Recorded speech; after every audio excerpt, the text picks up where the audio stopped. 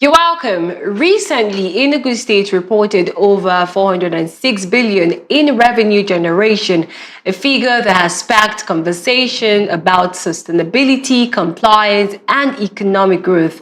Beyond the numbers, there's also a major event coming up tomorrow focused on the sensitization of the new tax laws in the Southeast. So today we'll be unpacking both the performance and the policy direction. I am pleased to be joined by the chairman of the Enugu State Internal Revenue Service, Mr. Emmanuel Ekene Nnamani. Mr. Emmanuel, you're welcome. Thank you very much. Yes. Okay, let's hit the ground. I want to go first with this question about the revenue performance, because you've been on about in different news outlets talking about the revenue performance from last year. So there's a question, right? According to the Enugu State third quarter budget performance report for 2025, page 10 of the summary, the stakeholders' cumulative IGR receipt from January to September 30, 2025 was 121.2 billion. Which particular sector contributed to the quantum leap of 406 billion? This represents a 200 and just within the space of 3 months, there was a leap to the 406 billion. So which sector or sectors actually got us to this number that we have? No, you don't need to bother yourself about numbers you've seen before now. Okay. There were some revenues that were not captured. All right. Because they were not captured because there are some agencies, when they report to the governor, they believe they have done all the report they're supposed to do. Okay. Apart from reporting to governor the achievement in your revenue, it's also important the Internal Revenue Service get to know about those reports. Okay. And the Minister of Budget, who also upload to budget and the other platform, gets to know about it. So the challenge has been in some people believing that when they have reported to governor, everything is okay. Okay. So when we now want to compile our revenue, governor was now pointing out, look at this person's report, look at the other person's report, where is it?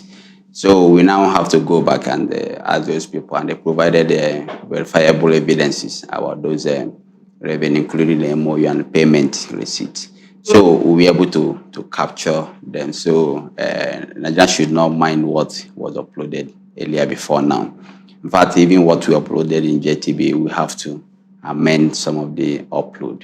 Okay. Because we need to capture the revenue as they are. Then as to major contributors to the revenue. Yes. Yes, our major contributors is majorly the Minister of Trade and Investment. So Minister of Trade and Investment contributed majorly because they are the one that attracted majority of the investment state got into that gave us the quantum leap. Talk about the lease agreement with the people who lease Hotel Presidential, people who lease the international conference. Yes. And all. So it's them that executed the trade transaction, the trade deals. Okay. That brought in this money. Talk about the Sunrise Floor Mill, talk about the Lion Business Park. So it's Ministry of Trade. Okay. That executed those deals where government made money. That's why Ministry of Trade is ranking first in terms of money accumulated. And because we have a very good hand in terms of trade deals, yes. The commissioner is actually a good hand in terms of trade deals. And okay. Government has been leveraging on that his capacity to do those trade. And government is making so much money, especially as it concerns optimization of our moribund assets. You know, sometimes when you see asset, you just go and pass it. Yeah. Just pass by there, so you believe that it has no meaning in economic calibration. Mm-hmm. But those assets, because they were assets that was built in the 60s, 70s, some of these assets are actually critical in today's world. It's like we are reinventing ourselves in those assets. Talk about the Sunrise Floor Mill. You can imagine the quantum leap in our population and the number of floors that we need to produce in order to get our people feel relaxed in terms of placing the food on our table. Okay. So the farming becomes very critical. The Niger gas has become very critical as well, because you can see that almost every family has transited from wood, firewood to cooking with gas. And again, we see multiplicity of hospitals in terms of industrial gas and energy usage. So this has also made that natural gas very critical in today's world. And again, if you look at the presidential hotel today, people will tell you, Enugu has too many hotels. Do we actually have? The question is, we don't actually have. So the Nigerian Bar Association conference will be glaring our face every now and then that we don't actually have that number of hotels as people believe. Because when you pass every street in the major city, you'll be seeing hotel this, hotel this, hotel. No, those hotels are not actually hotel because they don't have the rooms in terms of quantity. We don't have them. So Nike Lake, in fact, only very few hotels is what we have in Enugu. The Nike Lake, the Presidential Hotel, and the a few hotels that has the number. So we don't actually have that number. I don't think there's any hotel in Enugu that account for 1,000 rooms. None. No. So what it means is that we don't actually have the hotel. So the hotel Presidential has provided a massive alternative for our people. So, and is because it's a critical infrastructure and an iconic hotel in the southeast. So an average Igbo man who grew up in Enugu or grew up in the south will know about the hotel Presidential. So they will be asking you, the hotel Presidential, is it available? My friend called him from Calabar, and he said he's coming for this Enugu Southeast sensitization. He said, Emma, where is the official hotel? I said, it's Hotel Presidential. He said, what do you mean by that? That's the question he asked me. What do you mean by Hotel Presidential? I say Hotel Presidential is alive. Just come and see. Oh, wow. You'll be shocked. Okay. So that asset is critical. So those deals that the Minister of Trade did and gave the states quantum sum of money. Okay. Another ranking agency is housing development. So housing development here, we are optimizing some of our land assets. And housing development has engaged in what we call standard site and services in the past few years. So those sites and services has actually provided opportunity of investment for our people within and those in diaspora. And because it is a government deal, government land deal, and government housing deals, so many people feel much comfortable in dealing with government than dealing with individuals. We have story 1, story 2, story 3, we continue to arise on daily basis. These are areas. Then internal revenue service also ranking very, very high in terms of core taxes that our people has actually paid. But you can also see that our revenue is not just in revenue, tax revenues. So we have shifted from tax revenue to non-tax revenue. But we are also very focused because it's the tax revenue that is sustainable. So we are also conscious in bringing it out. There are also revenue from many other agencies, such as service agencies like ESOMA, like NGs, like our hospitals, our universities. So all these revenue also contributed to what we have achieved. All right. Thank you very much for that detailed explanation. Yes. You mentioned that your friend would be coming into Enugu for an event that will be happening tomorrow, which is the sensitization of the new tax laws here in the Southeast. What is this event all about? I know sensitization is already explanatory, but you will give us an in-depth on what really prompted this event. Do you feel like people here in the Southeast, they don't really understand the new tax laws? Are we still around that? We are shocked when some surveys were released. Yes. The tax laws were signed into law in June 2025. And from that June 2025, there has been a lot of sensitization, there has been a lot of talks, there has been a lot of get-together. Even the Internal Revenue Service can count to have attended 20 events within Enugu State where we discuss the new tax law, the requirement for companies, enterprises, and individuals. But when we got some surveys, the surveys we are saying that Southeast is ranking the least in terms of knowledge of the new tax law. And I was shocked. Why? Where is it coming from? So because the Chartered Institute of Taxation of Nigeria is #1 institute that oversees taxation in Nigeria, they said, okay, we are going to Southeast. Let's go and talk to their businessmen and women. So that event, that particular survey prompted us hosting a Southeast event here at the International Conference Center. It will be happening tomorrow. So the people we expected to see there are the real business people, the members of chambers of commerce within the entire Southeast, the members of Manufacturers Association within the Southeast, the members of NECA, National Employers Consultative Association, so all of them in the entire Southeast. Then the Association of Market Leaders, the Association of Transport Leaders. We all have to sit together. We need to distill what is it that is contained in the tax law. Why are some people afraid of the new tax law? The tax law is a pro-citizen tax law.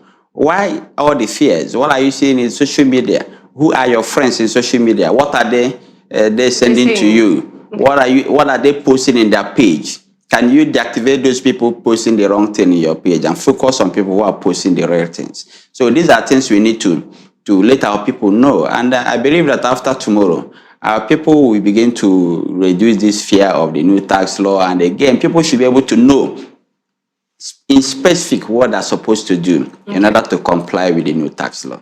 All right. We know a lot of people. You just mentioned that. You mentioned the set of people that you would want to see there, core business owners. And we have some of these business owners who will not be there tomorrow, but they have the privilege of watching you today on TV, and they complain about multiple taxation. Do you think there's anything like that in the Southeast? There is multiple taxation. What I mean is there multiple taxation? There is multiple taxation. That is actually what the new tax law is trying to fight. There is multiple taxation. But it is not the way our people call it. But you see, everything that government collects, people call it taxation. If you come to Enugu now and people pay for personal income tax, either in the market, on the street, or individual who own their own business, then after pay, sometimes you also pay a summer. So you come back to pay, sometimes you pay local government levies. Sometimes you also have to pay, depending on the sector where you belong to. Okay. So if you belong to educational institution, you have to pay to renewal of licenses, pay this one. If you belong to hotel, you have to pay for food handling, you have to pay for tourism, the Roman levy, depending on where you find yourself. Our people call all these things multiple taxation. So they are not multiple taxation, only that they are being handled by different agencies. Some of these businesses have regulators, and these regulators, for them to do their work, that's something that shows that you're actually regulating these agencies. But in the new tax law is thinking differently. The new tax law is saying that be whatever it is, in Nigeria, we'll find out that over 60 tax heads or revenue heads that some government and local government collect from individuals or businesses. We say, can we bring it closer to 9? Mr. President said, I don't want it to be more than 9.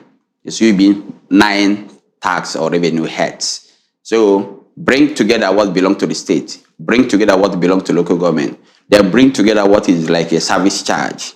Okay. So very soon in Enugu here, we'll have a law that unify most of these collections. Okay. So it may not change in terms of amount, but at least it will reduce pressure on government, because you're going to see one bill sent to you.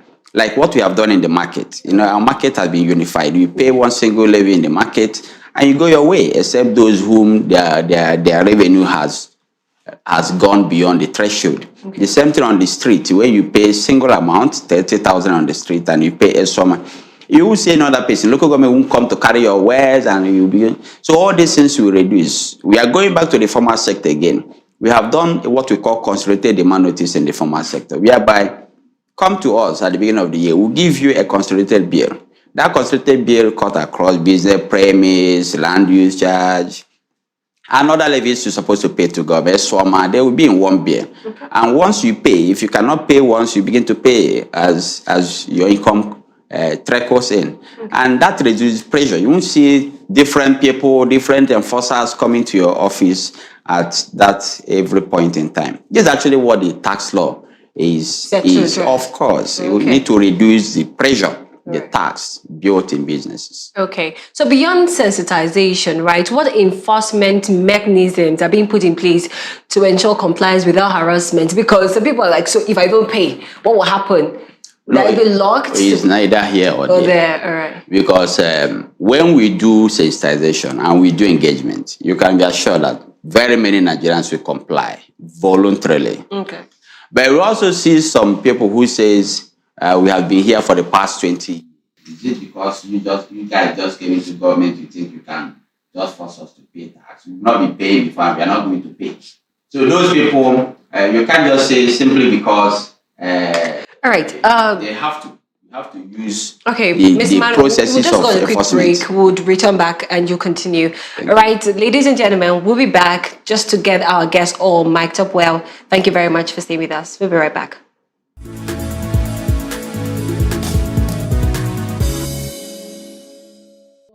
Yes, we take pleasure in giving you best audio quality.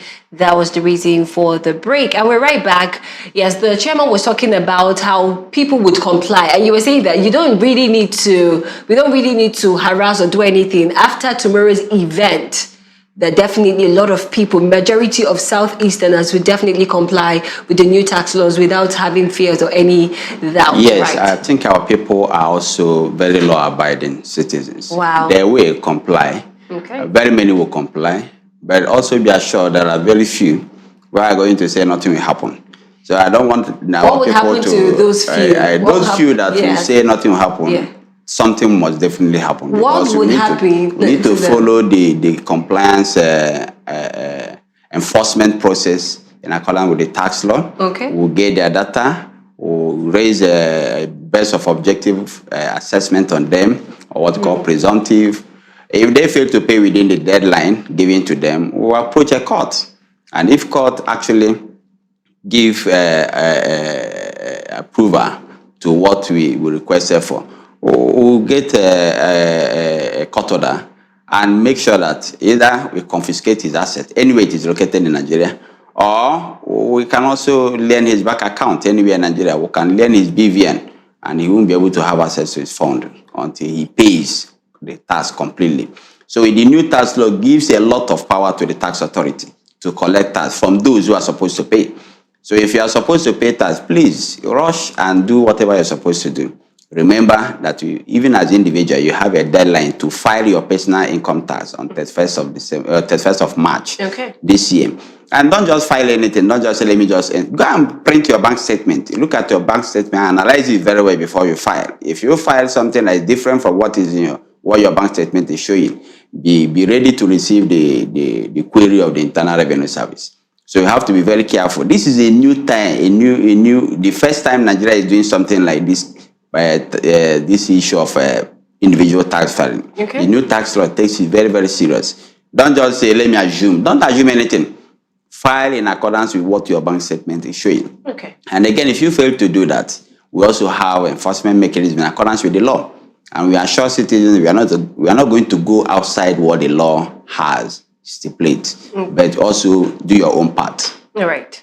All right, so what will be your last message to residents and business owners ahead of tomorrow's event? I want everybody to gather together. Let the Southeast show that they can do it. They did it last week under Southeast Development Commission. Let us repeat it again when it comes to tax. Because if we don't actually raise revenue that supports development, there's no way Southeast will develop. So we need to do everything to raise more revenue for our individual states in the entire Southeast. Remember, we are moving to make a Southeast a common market. Okay. If it's a common market, it means we should all behave alike. It also means that we should all ensure that there is contribution from the private sector, the public sector, to ensure support in infrastructure development across the Southeast. All right. Thank you very much, Mr. Emmanuel Ekene Nnamani. He's the chairman of the Internal Revenue Service here in Enugu State. Thank you very much for being here. Thank you. Okay, and that is it for today on the Eastern Business Report and the African Business Morning. Yes, and the Business Morning returns tomorrow. Many thanks for staying with us. My name is Norma Aniwene. Bye for now.